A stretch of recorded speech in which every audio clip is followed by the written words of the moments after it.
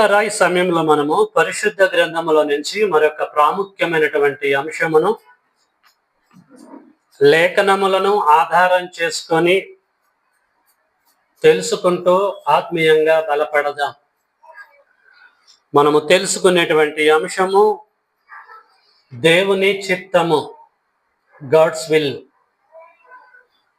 ఈ సమయంలో మనము తెలుసుకునేటువంటి అంశము దేవుని చిత్తము. గడిచిన దినములలో, సంవత్సరాల క్రితము అనేక సందర్భాల్లో చెప్పాను. క్రొత్త వారు యాడ్ అవుతున్నారు కాబట్టి చెప్పవలసినటువంటి పరిస్థితి ఏర్పడుతుంది. కాబట్టి అందరూ అర్థం చేసుకోవాలని కోరుతున్నాను.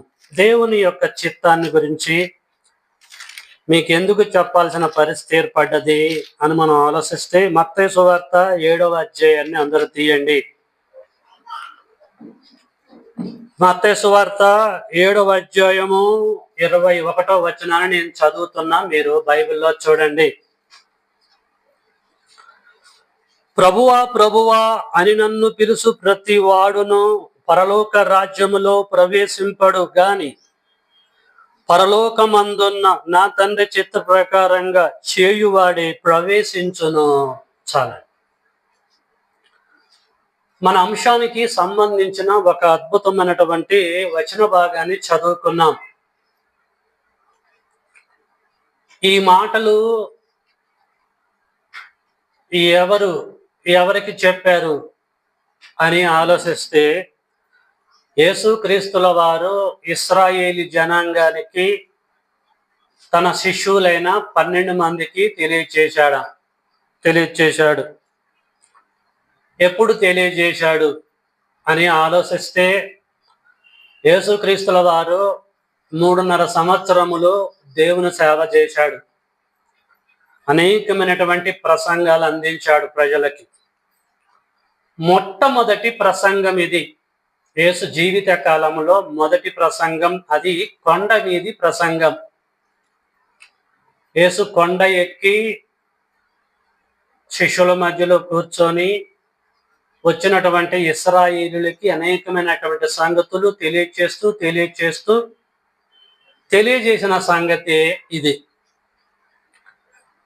ఇక్కడ ఏమంటున్నాడు అనంటే, ఎవడైనా సరే ఈ లోకము నుండి పరలోకం వెళ్ళాలంటే ప్రభువా ప్రభువా అని పిలిస్తే వెళ్ళరు అని అంటున్నాడు. పిలిస్తే వెళ్ళరట. ప్రార్థనల్లో కానీ, మరి ఎక్కడికైనా వెళ్తున్నప్పుడు కానీ, కూర్చున్నప్పుడు కానీ, ఏది చేసినా సరే ప్రభువా ప్రభువా అని పిలిచినంత మాత్రంలో ఈ లోకము నుండి, ఈ 2వ ఆకాశము నుండి మొదటి ఆకాశమైన పరలోకానికి వెళ్ళరాట.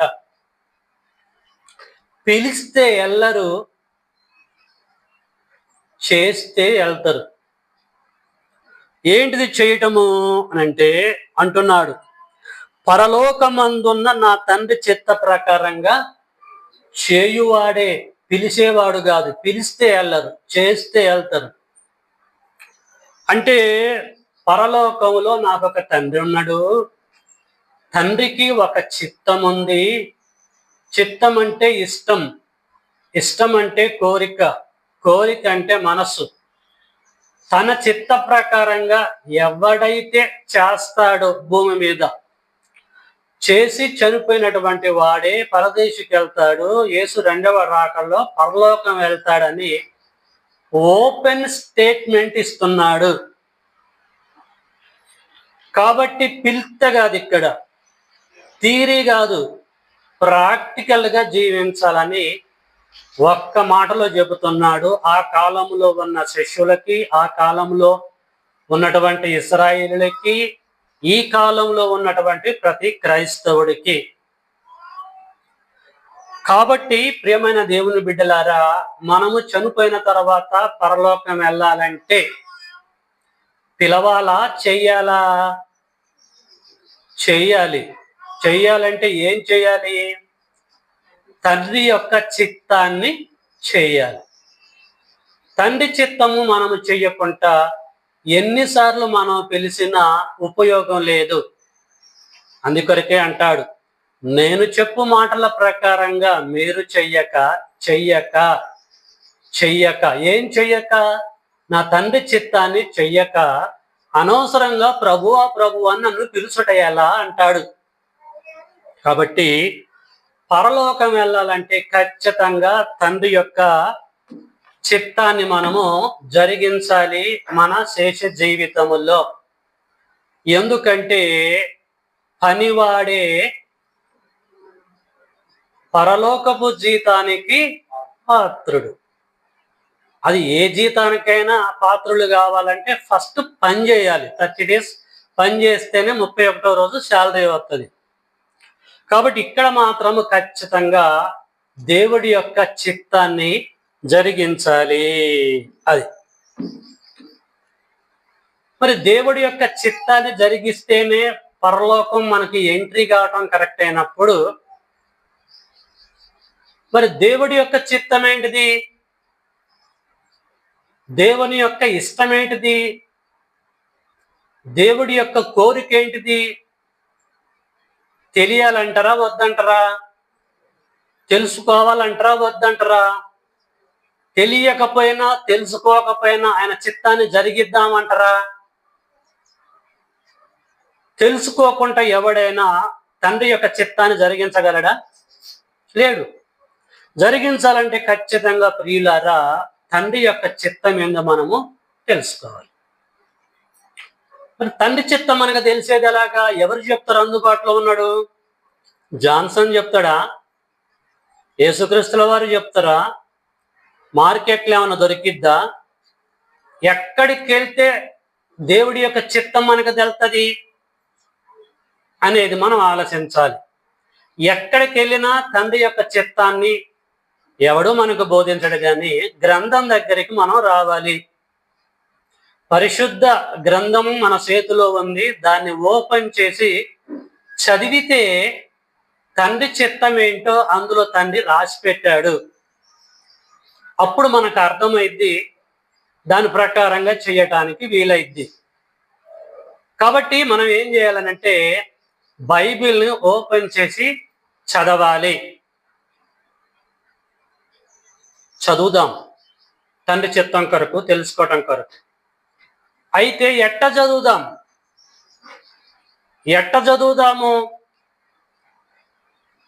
పైన చదువుదామా, లోతుగా చదువుదామా?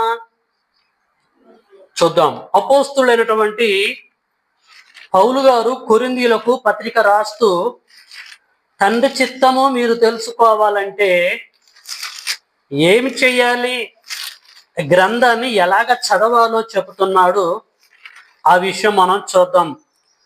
కొరింథీయులకు రాసిన 2వ పత్రిక అపోస్తులైనటువంటి పౌలు గారు 10వ అధ్యాయము 7వ వచనం నేను చదువుతున్నా. ప్రతి ఒక్కరూ అండర్లైన్ చేసుకోండి. బైబుల్ని మనం ఎలాగ చదివితే తండ్రి చిత్తము తెలుతుందో చెబుతున్నాడు. 10:7 సంగతులను పైననే మీరు చూచుచున్నారు అంటున్నాడు. ఒక విషయం మనకి అర్థం కావాలంటే దేవుడి యొక్క చిత్తాన్ని మనము గ్రహించాలి, లేదు తెలుసుకోవాలంటే బైబుల్ని చదవాలి. బైబుల్ని ఎలాగ చదవాలి? పైన చదవాలన్నాడా? ఏమన్నాడు? ఇక్కడ వీళ్ళు ఏం చేస్తారట? కొరింథీలో ఉన్న సంఘము సంగతులని పైనే చూస్తున్నారు. పైన చూస్తే దేవుడి చిత్తం అర్థమైద్దా? కాదు. దేవుడి చిత్తం అర్థం కావాలంటే సంగతులని లోతుగా చదవాలి, బైబిల్లో లోతుకెళ్ళాలి. ఎందుకంటే సత్యమైనది దూరముగాను బహులోతుగాను ఉన్నది అని అంటాడు జ్ఞాని అయినటువంటి సొలొమోను గారు ప్రసంగ గ్రంథాన్ని రాస్తూ. సత్యమైనది ఏంటది? దేవుడి యొక్క చిత్తం. లోతుగాను మనకి బహు దూరంగాను ఉన్నది. కాబట్టి అది మనం గ్రహించాలంటే పైపైన ఇక తడిమితో తెలవదు. లోతుగా వెళ్ళాలి, దూరంగా వెళ్ళాలి, చదవాలి, పరిశీలించాలి. అప్పుడు దేవుడి చిత్తం ఏందో ప్రియులారా మనము గ్రహించగలము. అర్థమవుతుందా? దేవుడి చిత్తము తెలుసుకోవాలంటే ఊరికే కాదు, ఎవరినో అడిగితే చెప్పరు. బైబిల్ని చదవాలి. ఎలా చదవాలంటే పై పైన కాదు, లోతుగా వెళ్ళాలి, దూరంగా వెళ్ళి చదవాలి అని పౌలు గారు చెప్పాడు. అదే పౌలు గారు ఇంకా కొంచెం అడ్వాన్స్ అయిపోయి దేవుడి యొక్క చిత్తము మనము గ్రహించాలంటే, క్రైస్తవులారా మీరు తెలుసుకోవాలంటే ఏం చెయ్యాలో చెప్తున్నాడో చూద్దాం. రోమిలకు పత్రిక రాస్తూ తాను ఏమంటాడో చూద్దాం. రోమపత్రిక 12వ అధ్యాయము 1, 2 చదువుతున్నా, మీరు చూడండి. రోమపత్రిక 12వ అధ్యాయము 1, 2 చదువుతున్నా. కాబట్టి సహోదరులారా, సహోదరులారా, సహోదరులారా అనే ఉంటది తన పత్రిక అన్నింటిలో. ఎక్కడైనా సరే మీరు చదవండి, సహోదరి మనులారా ఉండదు. ప్రియమైన సోదరి సహోదరులారా అని మనం అంటాం, కానీ పౌలు గారు పత్రికలో ఎక్కడ చదివిన ప్రియమైన నా సహోదరి అని అనడు, సహోదరులారే అని సంబోధించి మాట్లాడతాడు. అందులో జ్ఞానం ఉంది, అది తర్వాత చెప్తా. కాబట్టి సహోదరులారా, పరిశుద్ధమును దేవునికి అనుకూలమునైన సజీవ యాగముగా మీ శరీరములను ఆయనకి సమర్పించుకొనుడని దేవుని వాత్సల్యమును బట్టి మిమ్మును బతిమాలు కొనుచున్నాను. ఇట్టి సేవ మీకు యుక్తమైనది. మీరు ఈ లోక మర్యాదను అనుసరింపక ఉత్తమమును అనుకూలమును సంపూర్ణమయ్యున్న దేవుని చిత్తమేదో పరీక్షించి తెలుసుకోవాలి. తెలుసుకోవటానికి మారు మనసు పొందండి అని అంటున్నాడు. దేవుడి చిత్తాన్ని మనము తెలుసుకోవాలంటే ఏం చేయాలటండి? పరీక్షించి తెలుసుకోవాలి. పరీక్షిస్తేనే దేవుడి చిత్తం ఏంటో గ్రహిస్తాం, మనకి అర్థమైద్ది. ఏం పరీక్షించాలి? దేనిని పరీక్షించాలి అని చెబుతున్నాడు? రోమా క్రీస్తు సంఘమునికి చెబుతున్నాడు. దేవుడి చిత్తము ఒకటి ఉంది. ఆ చిత్తం మీరు తెలుసుకోవాలంటే ఊరికే కాదు, పై పైన చదివితే కాదు, పరీక్షించి తెలుసుకోవాలి. పరీక్ష చేయాలి. మీరు పరీక్ష చేస్తేనే తెలుస్తుంది మీకు అని అంటున్నాడండి. దేవుని పిల్లలారా, దయచేసి అర్థం చేసుకోండి, ఆలోచించండి. ఒక మనిషిలో ఏ జబ్బున్నా కూడా అది ఏ జబ్బో ఏంటో అర్థం కావాలంటే ఏం చేయాలి? డాక్టర్ ఏం చెప్తారండి? బ్లడ్ పరీక్ష చేసుకొని రండి, యూరిన్ పరీక్ష చేసుకొని రండి, కళ్ళె పరీక్ష చేసుకొని రండి. రకరకాలుగా చెప్తాడా? చెప్పడా? చెప్తాడు. ఎందుకు పరీక్ష చేసుకొని రండి అంటాడు? ఏమండి వినండి, ఎందుకంటాడు? పరీక్ష చేసుకోండి రండి. ఎందుకంటే పరీక్షలో తేలుతుంది నీ జబ్బు ఏంటిది. హెచ్ఐవి నెగిటివా, హెచ్ఐవి పాజిటివా? ఏదైనా మన జబ్బు బయటపడాలంటే, మనకి టీబీ ఉందా, ఏది ఉందా అర్థం కావాలంటే పరీక్ష అనేది మోస్ట్ ఇంపార్టెంట్ థింగ్. పరీక్ష చెయ్యకుండా అర్థం కాదా? డాక్టర్ తెలుసుకోలేడా అంటే తెలుసుకోలేడు. కాబట్టి మీరు ఈ పరీక్షలు చేసుకొని రండి అని అంటాడు.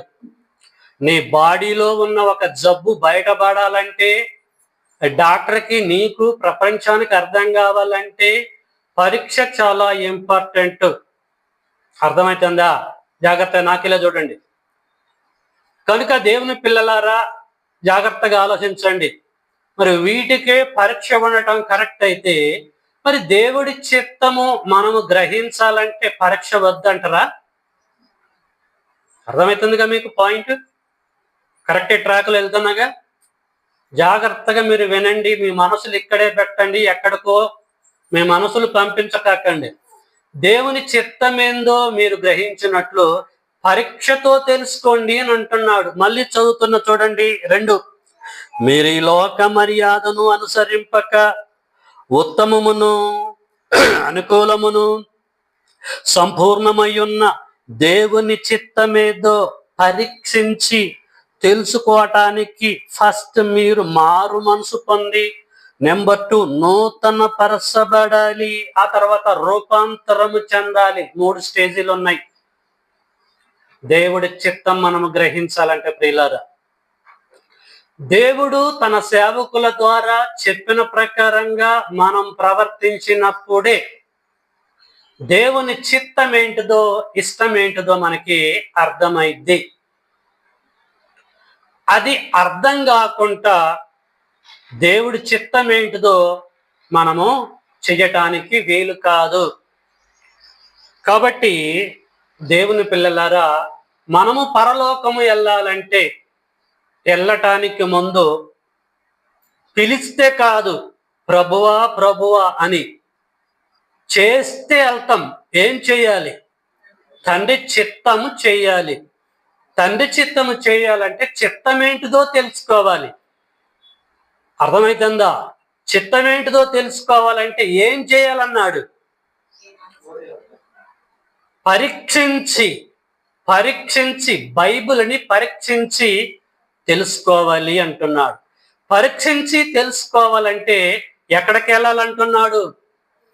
లోతుకి వెళ్ళాలంటున్నాడు, దూరంగా వెళ్ళాలంటున్నాడు. అప్పుడు తండ్రి యొక్క చిత్తం ఏంటిదో అద్భుతమైన రీతిలో 2+2 = 4 వలె మీకు అర్థమైద్ది. ఇది గ్రహించకుండా, ఇది మీరు తెలుసుకోకుండా తండ్రి చిత్తం ఇదే అని చేస్తే బూడిదలో పోసిన పన్నీరుతోటి సమానము.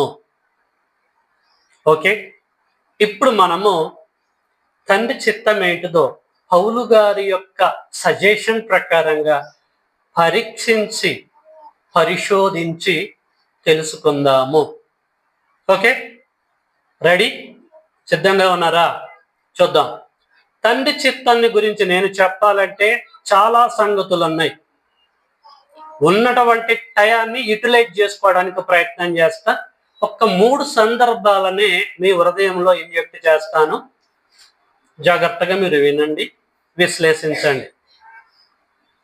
నెంబర్ 1, తండ్రి చిత్తం ఏంటిది పరీక్షించి ఇప్పుడు మనము తెలుసుకుందాము.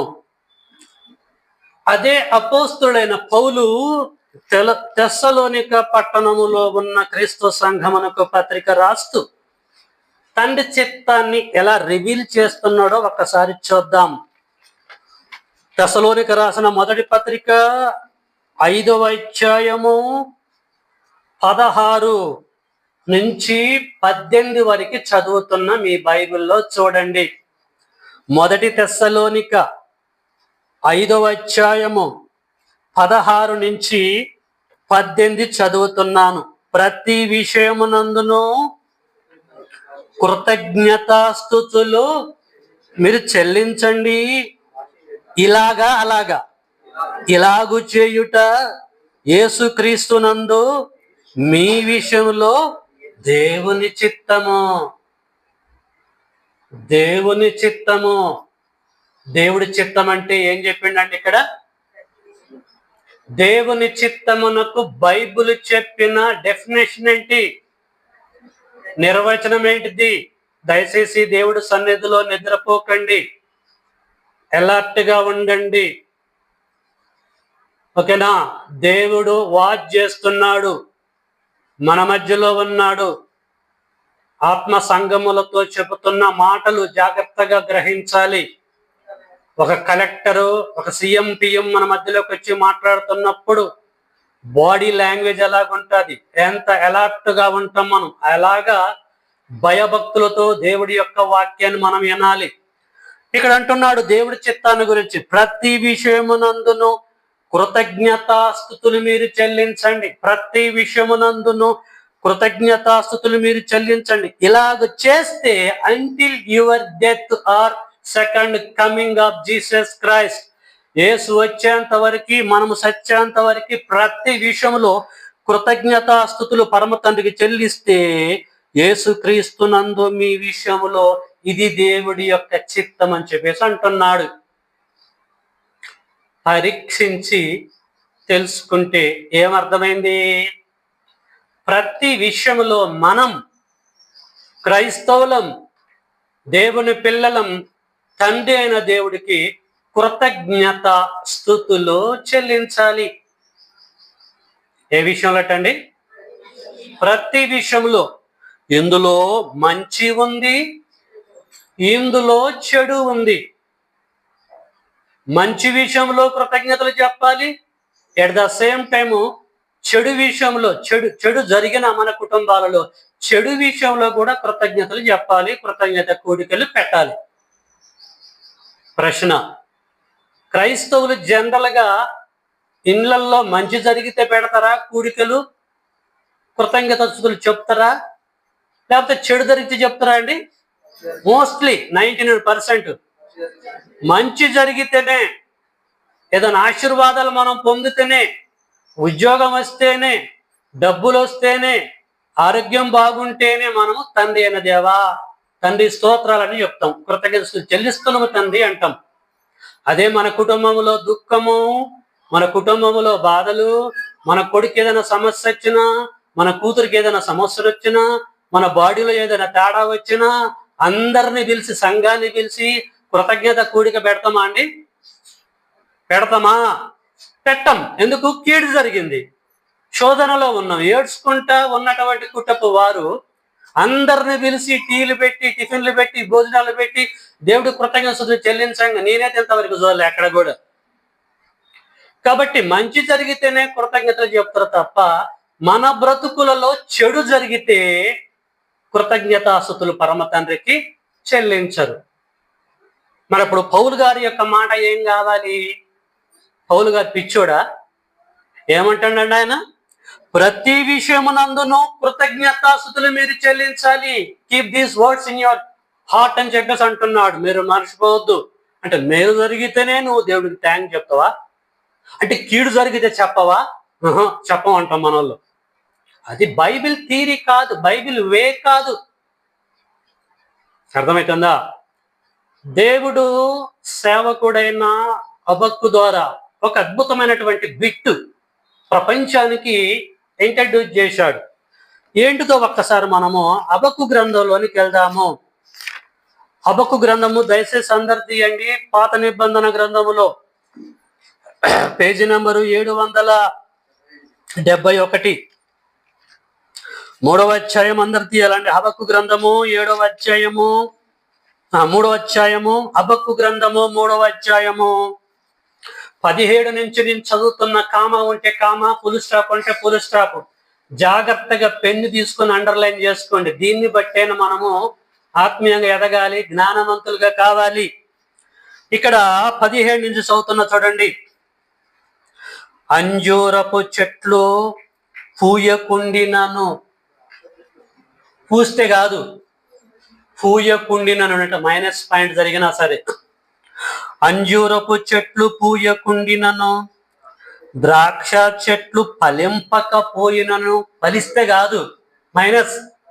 మా ఇంటిలో, మా కుటుంబంలో, మా తోటలో, మా పొలంలో ద్రాక్ష చెట్లు ఫలింపకపోయినను, ఒలివ చెట్లు కాపు లేకయుండినను, చేనిలోని పైరు పంటకు రాకపోయినను, గొర్రెల దొడ్డిలో లేకపోయిన, గొర్రెలు దొడ్డిలో లేకపోయినను, సాలలో పశువులు లేకపోయినను, ఏ మైనసు జరిగినా సరే నేను మాత్రము యెహోవా యందు ఆనందించెదను.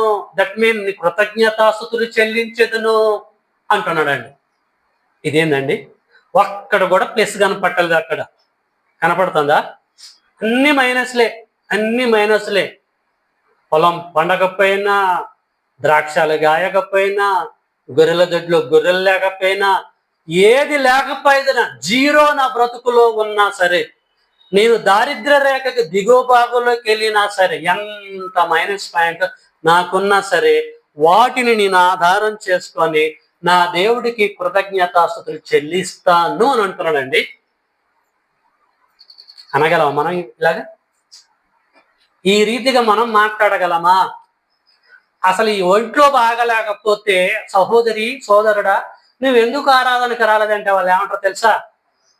ఆరోగ్యం బాగాలేదు బ్రదర్, హెల్త్ ప్రాబ్లం బ్రదర్, ఫలానా వాళ్ళు వచ్చారు బ్రదర్, అందుకొరకే రాలేదు అని చెప్పేసి మాట్లాడుతూ ఉంటారు. అంటే మైనస్ పాయింట్లు వస్తే బాడీలో కానీ కుటుంబంలో కానీ ఏ విధంగా సరే మైనస్ అనేది వచ్చిందంటే దేవుణ్ణి మర్చిపోతారు, అసలు పట్టించుకోరండి. ఇదా అండి క్రైస్తవ్యం అంటే? ఇలాగ ఉంటారా అండి దేవుడి పిల్లలు? అంటే నీకు కీడు జరిగితే దేవుడు గుర్తురాడు, మేలు జరిగితేనే గుర్తొస్తాడు. అంటే నీకు ఎప్పుడు కూడా నువ్వు మంచిగా నిగ నిగ నిగ నిగ నిగ వర్దిల్లాలనా, పచ్చగా ఉండాలనా? అంటే ఆటుపోట్లు అనేది రాకూడదా మన బ్రతుకులలో? ఏమండి, ఈ సృష్టిలో కొన్ని రోజులు అమాస ఉంటుంది, కొన్ని రోజులు పుణ్యం ఉంటుంది కదా. మరి దాన్ని బట్టి నేర్చుకోవాలి కదా. ఒక అప్పు వస్తుందంటే తర్వాత డౌన్ వస్తుందని గ్రహించాలి కదా. అట్టొద్దట, ఎప్పుడు కూడా హ్యాపీగా ఉండాలట, అప్పుడే దేవుని మయం పరుస్తారట, దేవుని కృతజ్ఞత శుద్ధి చెల్లిస్తారట. ప్రియులారా, ఇది ఎంతవరకు కరెక్ట్ చెప్పండి? వారు లేఖనములు ఎరగకయే, అలాగా ఆలోచించేవారు లేఖనములు ఎరగకయే, అబక్కు చెప్పిన కాన్సెప్ట్ అర్థం కాకయే పొరబడుతున్నాము.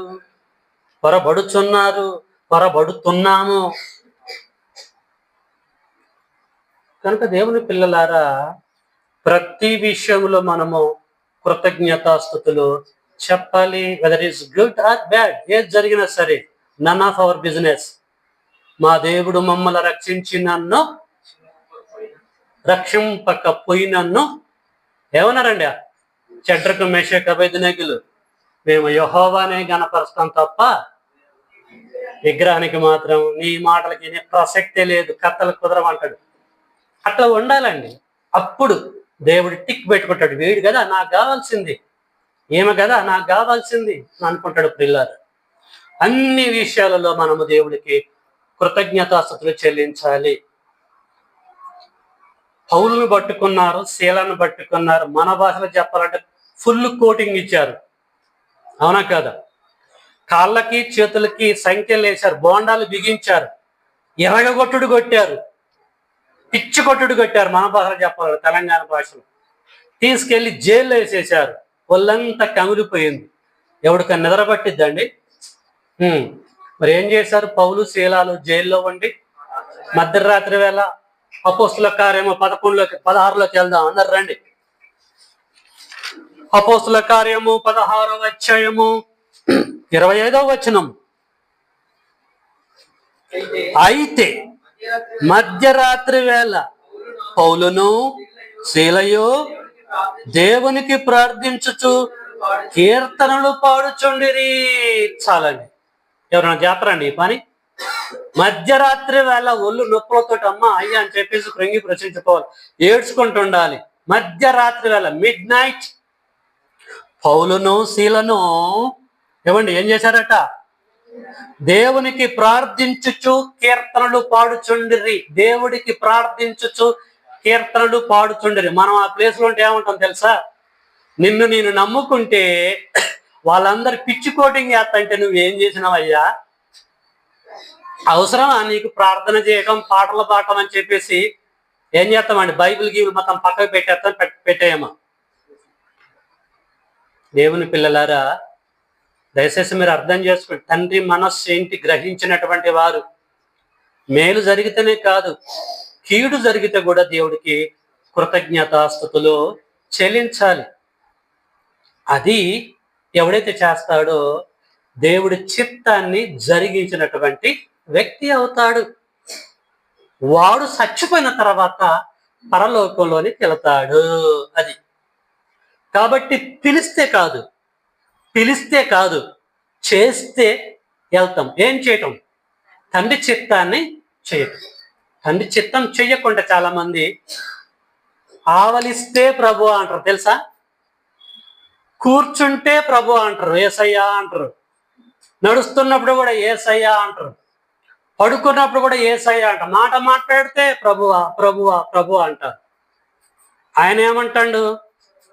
ప్రభువా ప్రభువా ప్రభు అని పిలుచు ప్రతివాడు పరలోక రాజ్యానికి పోతాడు. ఎవడంటే నా తండ్రి చిత్త ప్రకారంగా చెయ్యాలి అని అంటున్నాడు.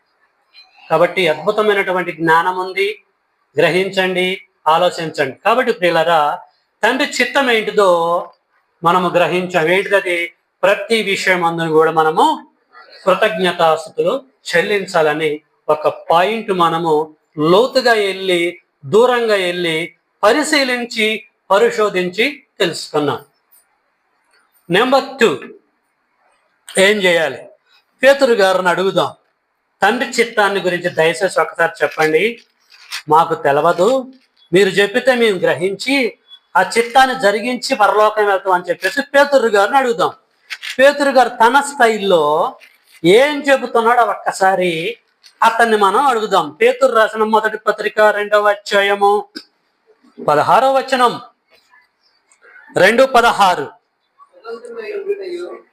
15-16 చదువుతాను చూడండి. ఏలయనగా ఎట్లంటే, దేవుడి చిత్తం ఎట్లంటే, ఏలయనగా మీరు ఇట్లు యుక్త ప్రవర్తన గలవారై, ఏలయనగా మీరిట్లు యుక్త ప్రవర్తన గలవారై అజ్ఞానంగా మాట్లాడే మూర్ఖుల నోరు ముయించటమే దేవుని చిత్తం.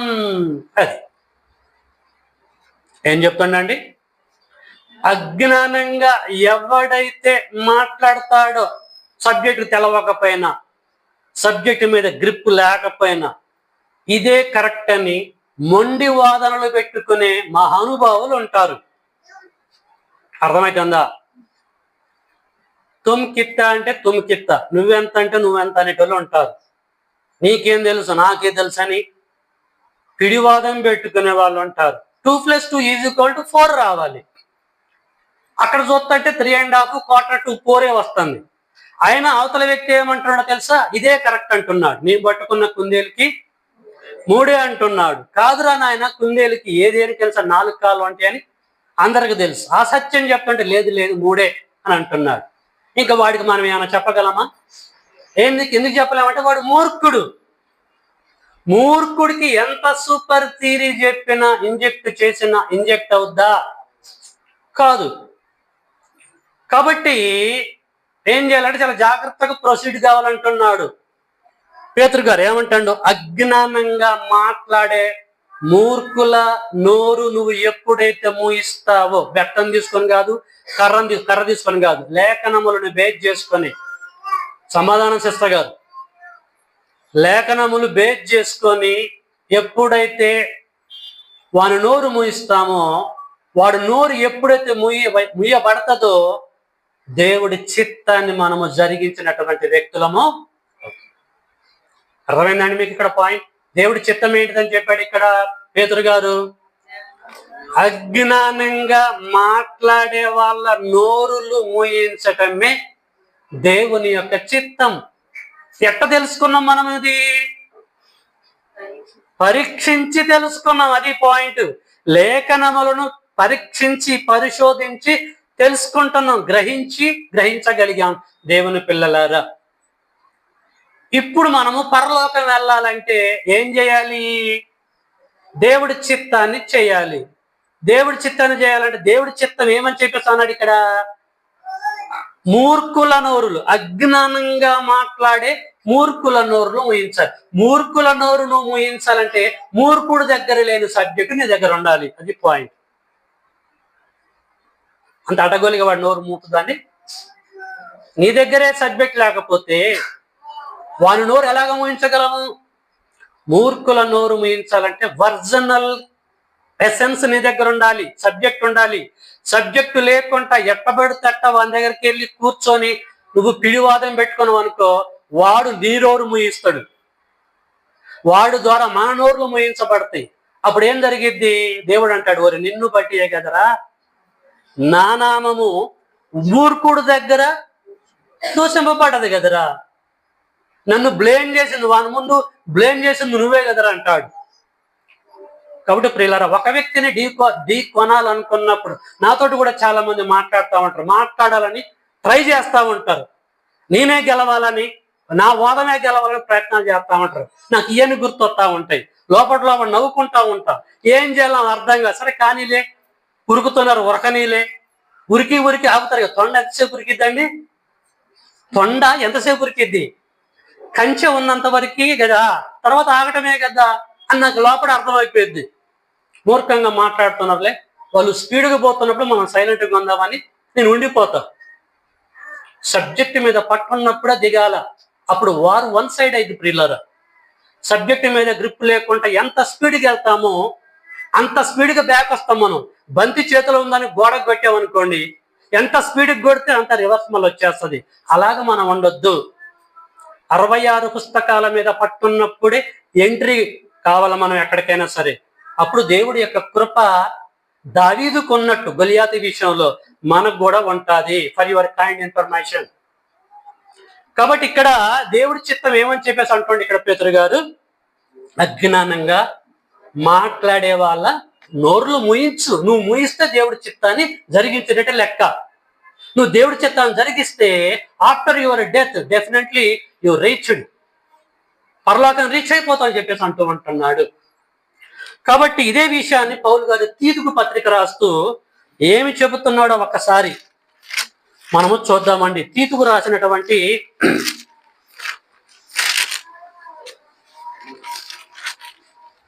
అపోస్తలుడైన పౌలు గారు తీతుకు రాసినటువంటి పత్రిక ఇక్కడ ఏం చెప్తున్నాడో చూద్దాం. 1వ అధ్యాయము 10-11. అనేకులు ఒక్కరు కాదు, ఇద్దరు కాదు, ముగ్గురు కాదు, అనేకులు విశేషముగా సున్నతి సంబంధులను, అవిధేయులను, వదరబోతులను మోసపుచ్చు వారినై ఉన్నారు. వారి నోళ్ళు మూయించాలి. That is your duty. ఏమండి, అర్థమవుతుందా? ఎంతమంది ఉన్నారటండి మూర్ఖులు? ఈ కేడర్ అంతా మూర్ఖులేనటండి. పౌలు గారు తీతుకి పత్రిక రాస్తున్న టయానికి మూర్ఖంగా మాట్లాడుతూ పిడివాదాలు పెట్టుకుంటున్న మహానుభావులు ఉన్నారు. అనేకులు విశేషముగా సున్నతి సంబంధులు అంటే ఇశ్రాయేలులో ఉన్నటువంటి తిమింగలాలు, యూదులలో ఉన్నటువంటి మేము స్కాలర్ అంటే మేము స్కాలర్ అని చెప్పుకునే వాళ్ళు, ధర్మశాస్త్ర గ్రంథాన్ని పఠిస్తున్నటువంటి వారు, పండితులు అన్నమాట. ధర్మశాస్త్రానికి భిన్నంగా కొత్త బోధ నువ్వు చేస్తావా పౌలు, ఇదేంటి సూపర్ తీరు బోధిస్తున్నామని పిడివాదాలు పెట్టుకుంటున్నారు. ఒక్కరు కాదు, ఇద్దరు కాదు, అనేకులు. కనుక నా కుమారుడా తీతు, బీ కేర్ఫుల్ అబౌట్ దెమ్ అని చెప్పేసి అంటున్నాడు. ఏమంటున్నాడు? అనేకులు విశేషముగా సున్నతి సంబంధులను, అవిధేయులను, వదరబోతులను మోసపుచ్చు వారినై ఉన్నారు. వారు నోళ్ళు నువ్వు మూయించాలి. మిమ్మల్ని అడుగుతున్నాను, మనం ఎంతమంది నోర్లు మూయిస్తున్నామండి? ఏమా, మన జీవిత కాలములో మనము ఎంతమంది నోర్లు మూయించుకుంటూ వెళ్తున్నాము? ఒక సబ్జెక్ట్ మీద మనం మాట్లాడుతున్నప్పుడు, వాడి ఇష్టానుసారంగా అవతల వ్యక్తి మాట్లాడుతున్నప్పుడు మనము వాని నోర్లు మూయించిన సందర్భాలు ఏళ్ల మీద లెక్క పెట్టండి. ఉన్నాయా ఎక్కడన్నా? అసలు దిగారా మీరు ఫీల్డ్లోకి దిగి వాని నోరు మూయించారా? డిసెంబర్ 25న యేసు పుట్టాడని బోధించేటోడు ఉంటాడు, జనవరి 1 చేసుకోవచ్చని బోధించేటోడు ఉంటాడు, అది రకరకాలుగా పండగలు చేసుకోవచ్చు తప్పు లేదని చెప్పి బోధించేవాళ్ళు. అలాంటి వాళ్ళ నోర్లు మూయించిన సందర్భాలు మనలో ఎవరికైనా ఉన్నాయా? చేతులెత్తండి. అంటే మీరేం చేస్తలేదు, ఇక్కడ దేవుడి యొక్క చిత్తాన్ని జరిగించలే. అర్థమైపోతుంది కదా. మరి దేవుడి చిత్తాన్ని జరిగించినటువంటి వ్యక్తికి పరలోకం ఎంట్రీ ఉందా? లేదు. మనమే కన్ఫర్మ్ చేసుకుంటున్నాము. పరలోకం కావాలంటారా వద్దంటారా? మరి కావాలంటే అనంగానే పిలవంగానే వస్తుందా? నీకు అమెరికాకే పోలేవు కదా, ఢిల్లీకే పోలేవు కదా ఈజీగా. మరి అమెరికాకే పుణ్యానికి ఇస్తాడా దేవుడు? పరలోకం మాది, పరలోకం వెళ్తా చెప్పుకోగానే ఇస్తాడా? వర్క్ చేయాలి, తండ్రి చిత్తాన్ని తెలుసుకొని చెయ్యాలి. నేను చెప్పు మాటల ప్రకారంగా మీరు పని చెయ్యక ప్రభు అని why you are calling me, why you are wasting your precious time and my precious time? అర్థమవుతుందా? నా ప్రయాసం అర్థమవుతుందా? అర్థం చేసుకోండి. ఒక తల్లి చిన్న పిల్లోడికి ఎట్ట పాలు దాపిస్తుంది, అరటి పండు ఎలా తినిపిస్తుంది, అలా మీకు చెబుతున్నాను. నా ప్రయాసం వ్యర్థం కాకూడదు. దేవుడి చేతిలో దేవుడు ఒక పనిముట్టుగా నన్ను వాడుకుంటున్నప్పుడు వాడబడండి. కాబట్టి ఇక్కడ పేతురు గారు ఏం చెప్పిండంటే, దేవుడి యొక్క చిత్తానికి డెఫినేషన్, అజ్ఞానంగా మాట్లాడే వాళ్ళ నోర్లు మూయిస్తే నీవు నేను మనము దేవుడి చిత్తాన్ని జరిగించినట్లే అంటున్నాడు. రెండు చూసాం. అండ్ లాస్ట్ అండ్ ఫైనల్, దేవుడి చిత్తం ఏంటో మనం తెలుసుకుందాం. చాలా ఉన్నాయిగా నేను డిలీట్ చేస్తున్నాను, అవసరం లేదనుకోని. మూడో విషయం మనం చూద్దాం. అదే పౌలు గారు తిమోతికి పత్రిక రాస్తూ, క్షమించండి, తెస్సలోనిక పట్టణంలో ఉన్నటువంటి వారికి పత్రిక రాస్తూ మొదటి తెస్సలోనిక 4వ అధ్యాయము 3 నుంచి 5 వరకు ఏం చెప్తున్నాడో చూద్దాం. Last and final third thing చెప్పుకొని మనం క్లోజ్ చేసుకుందాం. దేవుడి చిత్తం అంటే ఏంటో చెప్తున్నాడు. మొదటి తెస్సలోనిక 4వ అధ్యాయం 3 నుంచి చదువుతున్నా చూడండి. మీరు అంటే క్రైస్తవులు, పరిశుద్ధులు, మీరు పరిశుద్ధులగుటయే అనగా మీరు జారత్వమునకు దూరంగా ఉండుటయే దేవుని చిత్తము. దేవుడి చిత్తం అంటే ఏమనుకుంటున్నారు? ఏదో అనుకుంటున్నారేమో. మరొక కోణంలో చెప్తున్నా, పౌలైనటువంటి నేను, సంగమా జాగ్రత్తగా వినండి. మీరు పరిశుద్ధులగుటయే అంటే అసలు ఆల్రెడీ ఇది సంఘం కదా, తెస్సలోనిక సంఘమే కదా. మీరు పరిశుద్ధులగుటయే అనే బిట్ ఎందుకు ఉపయోగించిండు? పేరుకు సంఘంగానే అంత అపరిశుద్ధులే అయిపోయారు. ఏదో అంటారు చూసారా, అందరూ బ్రాహ్మణులే కానీ కోడి మాయమైపోయిందట అన్నట్టుంది ఇక్కడ. అందరూ బ్రాహ్మణులే కానీ కోడి లేదు, పుంజు లేదు, మరి ఎవడు దొంగిలించినట్టు లెక్క. ఆ టైపు రాస్తున్నాడు. మీరు పరిశుద్ధులగుటయ్యే, ఆల్రెడీ అయ్యారు కదా బాప్టిజం ద్వారా. మళ్ళీ అగుటే ఏంటిది? మళ్ళీ ఇంకోసారి బాప్టిజం తీసుకోమనా? వాళ్ళు పరిశుద్ధులు కాదట, అపరిశుద్ధులైపోయారట, పాపులైపోయారట. ఎందుకు అంటున్నాడు? మీరు పరిశుద్ధులగుటయే అనగా మీరు జారత్వమునకు దూరంగా ఉండుటయే దేవుడి చిత్తము. మీరు జారత్వమునకు మీరు లోపల వాళ్ళ గురించి అంటన్నా, బయట వాళ్ళ గురించి అంటన్నా? ఇది సంఘం గురించి మాట. సంఘం గురించి ఈ మాట మాట్లాడటం ఏందండి? జదికే సవాల్. మీలో జారత్వం కలిగిన వారు ఉన్నారని అంటున్నాడు. ఏంటి? సంఘంలో జారులు ఉండొచ్చా? బయటోనికి పత్రిక రాసి బయటోన్ని ఖండిస్తానంటే ఒక పద్ధతి ఉంది. మీరు జారత్వానికి దూరంగా ఉండనంటే ఇంకెందుకండి ఆ సంఘం? జారత్వం అంటే తెలుసా? మీరు అంటే ఫ్లూరల్ వర్డ్ ఉపయోగిస్తున్నారు. అందరు కూడా జారులుగా ప్రవర్తిస్తున్నారట. సంఘములో ఉన్నటువంటి యూత్ అర్థం చేసుకోండి. సంఘములో ఉన్నటువంటి యూత్ పెళ్లి చేసుకోకుండా వ్యభిచారము చేసే వారిని జారులు అని అంటారు. మళ్ళీ చెప్తున్నా, జారత్వమునకు వ్యభిచారమునకు ఉన్న వ్యత్యాసం ఏంటంటే, పెండ్లైన వారితో చేసే పాపాన్ని వ్యభిచారం అంటారు. మళ్ళీ పెండ్లైన వారు, స్త్రీ పురుషులు పెండ్లైన వారితో చేసే పాపాన్ని, ఇల్లీగల్ కాంటాక్ట్స్ ని వ్యభిచారం అంటారు. జారత్వం అంటే ఏంటిది అంటే పెళ్లి కానటువంటి వారు, 50 ఏళ్ళ వరకు 30 ఏళ్ళ వరకు కూడా కొంతమందికి పెళ్లిళ్ళు కావు. పెళ్లి కానటువంటి వారు పెండ్లైనటువంటి వారితో పాపం చేయటాన్ని జారత్వము అని అంటారండి. వ్యభిచారానికి జారత్వానికి ఉన్నటువంటి డిఫరెన్స్ ఇది. ఇప్పుడు ఆ తెస్సలోనిక సంఘంలో అందరూ జారులుగానే ఉన్నారట. పెళ్లి చేసుకోవట్లేదు కానీ నచ్చినటువంటి వారితోటి నచ్చినట్టుగా పాపం చేస్తున్నారు. అర్థమైనా మీకు పాయింట్? అదే విషయం చెప్తున్నాడు. ఏమంటున్నాడు? మీరు పరిశుద్ధులగుటయే అనగా మీరు జారత్వమునకు దూరంగా ఉండుటయే దేవుని యొక్క చిత్తము. అది దేవుడి చిత్త ప్రకారంగా బ్రతకాలంటే జారత్వానికి దూరంగా పారిపోవాలి, వ్యభిచారానికి దూరంగా పారిపోవాలి. పోయిండా పోలేదా యేషోబు? యేషోబుకి పెళ్ళయిందా? కాలే. అవతల క్యాండిడేట్కి అయింది. ఒకవేళ పాపం చేస్తే జాగ్రత్తం చేసినట్టే లెక్క.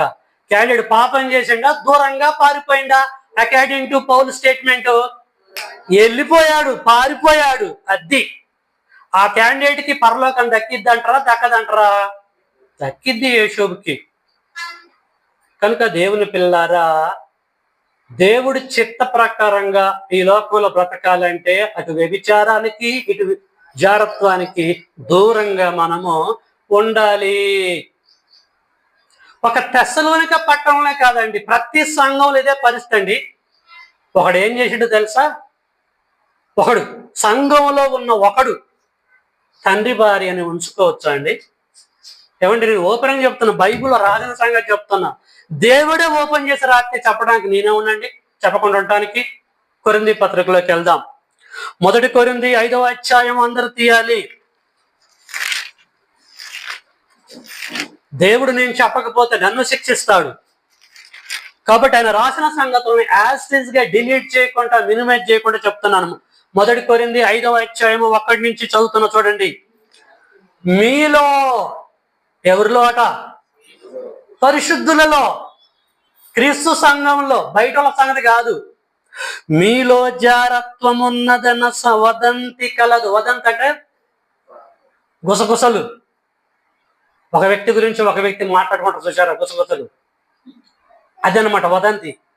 మీలో జారత్వం ఉన్నదని వదంతి కలదు. ఎలాంటి జారత్వం తెలుసా? జారత్వం తెలుసా? మీలో ఒకడు వాడి పేరు చెప్పలే, చికాకా ఇద్దని. అదనమాట, ఒక్కడి ద్వారా అందరిని సెట్ చేస్తున్నాడు. మీలో ఒకడు తన తండ్రి భార్యనే. ఎంత తప్పండి, ఎంత దారుణం అండి. మీలో ఒకడు తన తండ్రి భార్యని ఉంచుకున్నాడట. 100% చెప్పటలే. ఉంచుకున్నాడు అంటే మళ్ళీ రెండోసారి రాలేడు ఆ సంఘానికి, పత్రిక రాలేడు, చచ్చిపోయినట్టే పౌలు గారు. కనుక ఇండైరెక్ట్ స్పీచెస్ అంటారు ఇవన్నీ కూడా. Direct speech and indirect speech open గా రాస్తున్నాడు. తర్వాత సంగతి ఉంటే ఉన్న, ఊడితే ఊడినని చెప్తున్నాడు ఇక్కడ. మీలో జారత్వం అన్నదని వదంతగలదు. మీలో ఒకడు తన తండ్రి భార్యను ఉంచుకున్నాడట. అసలు అట్టి జారత్వము అన్యజనులైనను జరగదే, అన్యులలో కూడా ఉండదే. అంటే అన్యులలో లేని సాంప్రదాయము సంఘంలో ఉందన్నమాట. ఏం చేస్తుండే ఒక క్యాండిడేట్ తండ్రి భార్యనే. తండ్రి భార్య అంటే సొంత తల్లి కాదండి. తండ్రికి భార్య ఉండగా కొంతమందిని కీప్స్ ఉంచుకుంటారు కదా, కీప్, అది వారని అంటే ఇప్పుడు ఇంగ్లీష్ లో కీప్ అంటారు. ఆ కీప్ తోటి, తండ్రికి ఉన్న కీపులలో ఒక కీప్ తోటి పాపం చేస్తాండి వీడు. ఏం పోయే కాలం అండి ఇది. ఎంత బైబిల్లో ఎంత ఓపెన్ గా రాశాడు తెలుసా దేవుడు. వాళ్ళకు బుద్ధి చెప్తున్నాడు అంటే యుగాంతం అందున్న మనం కూడా గ్రహించాలన్నది ఆయన కాన్సెప్ట్ అండి ఇది. దేవుని పిల్లలారా, కాబట్టి జారత్వం అనేది చాలా డేంజర్ అండి. వ్యభిచారం అనేది చాలా చాలా చాలా డేంజరు. ప్రతి ఒక్క వ్యక్తి గ్రహించాలని కోరుతూ ఉంటున్నాను. కాబట్టి ఇక్కడ తెస్సలోనికకు పత్రిక రాస్తూ పౌలు గారు ఏమంటుండంటే దేవుడి చిత్తాన్ని గురించి, జారత్వమునకు దూరంగా ఉండటయే దేవుని యొక్క చిత్తం అని చెప్పేసి అన్నాడు. అది ఓకే. ఇప్పటి వరకు దేవుడి చిత్తాన్ని గురించి ఎన్ని విషయాలు తెలుసుకున్నాం? 3 విషయాలు తెలుసుకున్నాం. గుర్తుంటే చెప్పండి. నంబర్ 1, ప్రతి విషయంలోనూ కృతజ్ఞతాస్తుతులు మనము చెల్లించాలి. చేస్తే దేవుడి చిత్తాన్ని జరిగించినట్టే లెక్క. నెంబర్ 2, ఏం చూసాము? అజ్ఞానంగా మాట్లాడే వాళ్ళ నోరులు ముయించాలని చూసాం. ముయిస్తే దేవుడి చిత్తం జరిగించిన లెక్కని గ్రహించాం. And last and final thing, 3వది ఏంటది? జారత్వమునకు వ్యభిచారమునకు దూరంగా మనము ఉండాలని గ్రహించాం. 3 విషయాలు చూసాం. సో ఇప్పుడు మనము పరలోకం వెళ్ళాలంటే యేసు యొక్క స్టేట్మెంట్ ప్రకారంగా ఏం చేయాలి? ఈ 3 విషయాల ప్రకారంగా మనము బ్రతకాలి. అర్థమవుతుందా? ప్రతి విషయంలో కృతజ్ఞతలు చెప్పాలి, అజ్ఞానంగా మాట్లాడే వాళ్ళ నోర్లు మించాలి, జారత్వమునకు దూరంగా పారిపోవాలి, వ్యభిచారం దూరంగా ఇట్లా ఎవరైతే మనం మన బ్రతుకు కాలంలో జరిగిస్తామో దేవుడి చిత్తాన్ని జరిగించినట్టే లెక్క. ఎప్పుడైతే దేవుడి చిత్తాన్ని జరిగిస్తామో ఖచ్చితంగా యేసు రాకడలో పరలోకాన్ని మనము వెళ్ళిపోతాము. రైట్. ఇంత తెలుసుకున్న మనం, దేవుడి చిత్తాన్ని గురించి ఇంత గ్రహించి తెలుసుకున్న మనము ఈ చిత్త ప్రకారంగా జరిగించలేదనుకోండి, ఇన్ కేస్ ఇంత ఇని కూడా చిత్త ప్రకారంగా మనము జరిగించలేదనుకోండి, మనకు నష్టం జరిగిద్దా లాభం జరిగిద్దా? ఏమండి అమ్మా, వింటున్నారా? క్లోజ్ చేస్తాను. ఇంత తెలుసుకున్న మనము, దేవుడి చిత్తం అంటే గ్రహించను మనము చిత్త ప్రకారంగా ప్రవర్తించకుండా ఇలాగే జీవించామనుకోండి, మనకి లాభం జరిగిద్దా నష్టం జరిగిద్దా? చూద్దాం. లాస్ట్ లేఖనం చూసుకొని క్లోజ్ చేస్తాం. సో లూకా సువార్త 12వ అధ్యాయంలోనికి వెళ్దాము. కన్క్లూషన్, ఫినిషింగ్ టచ్ యేసుక్రీస్తుల వారు ఎట్లా ఇస్తున్నాడో ఒక్కసారి మనం చూద్దాం. లూకా సువార్త 12వ అధ్యాయము 47వ వచనము అండర్లైన్ చేసుకోండి. మోస్ట్ ఇంపార్టెంట్ స్క్రిప్చర్ ఇది. 12:47 చదువుతాను చూడండి. తన యజమానుని చిత్తము ఎరిగి ఉండియు, ఎరిగినమా ఎరగలేదు? ఇప్పుడు మనం చిత్తం అంటే ఎరిగాం. తన యజమానుని చిత్తము ఎరిగి ఉండియు సిద్ధపడక అతని చిత్తము చొప్పున జరిగింపక ఉండు దాసునికి దాసురాలికి అనేకమైన దెబ్బలు. చూసారండి, కన్క్లూషన్ ఎట్టిచ్చాడు. తెలుసుకున్న తర్వాత జరిగించకపోతే మన జీవిత కాలంలో అనేకమైన దెబ్బలు. దెబ్బలంటే పోతూ పోతూ ఏమండి ఏళ్ళకి కాళ్ళకి తగిల రాయి దెబ్బలు కాదండి. దాని గురించి మాట్లాడుతున్నా అనుకోకండి. ఏది చేసినా ఎక్కడ వేసినా గొంగలి అక్కడే ఉంటది. మన బ్రతుకంతా నాశనం అయిపోయింది అని చెప్పడం కొరకు ఉపయోగించిన వ్యక్తిది. ఏమంటానండి? తన యజమాని చిత్తం ఎరిగి ఉండి, దాదాపు 48 నిమిషాలు చెప్పా, 50 నిమిషాలు గంట వరకు చెప్పా. ఎరిగి ఉండి సేవకుడు ద్వారా సిద్ధపడక, అంటే మనం అంతా సిద్ధంగా ఉండాలి. సిద్ధపడక అతని చిత్తము చొప్పున జరిగింపక ఉండు దాసునికి అనేకమైన దెబ్బలు తగులుతున్నాయి కూడా. ఇప్పటికీ భవిష్యత్తులో కూడా తగులుతూనే ఉంటాయి. మనకేం ఇప్పటివరకు అర్థం కావట్లేదు. ఎందుకు జరిగింది దెబ్బ, ఎందుకు జరిగింది నష్టం, అసలు ఏంటి కథ అని చెప్పేసి మనం అనుకుంటున్నాం. యజమానుడి యొక్క చిత్తమేంటో గ్రహించిన తర్వాత కూడా దాని ప్రకారంగా మనము ప్రవర్తించలేదు కనుక మైనస్ అమ్మట మైనస్ మన బ్రతుకులో వస్తుంది. ఇక చనిపోయిన తర్వాత పరలోకం ఎలాగొస్తుందండి? వస్తుందా? ఏం చెప్పిండు యేసు? ప్రభువా ప్రభువా అని నన్ను పిలుసు ప్రతివాడు పరలోక రాజ్యములో ప్రవేశిస్తాడు.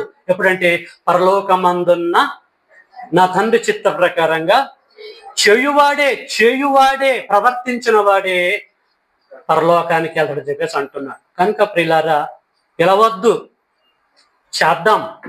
ఏంటది? తండ్రి చిత్తం.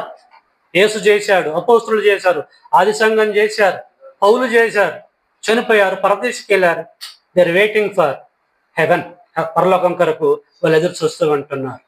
Okay, thank you for your attention. May God bless you all. దేవుడి యొక్క చిత్తం ఏంటిదో అంతా కాదు, కొంత ఇన్ఫర్మేషన్ మీకు అందించాను. ఓకే, ఓపికతో విన్నటువంటి మిమ్మల్ని అందరూ కూడా అభినందిస్తూ ముగిస్తున్నాను. మే గాడ్ బ్లెస్ యూ ఆల్.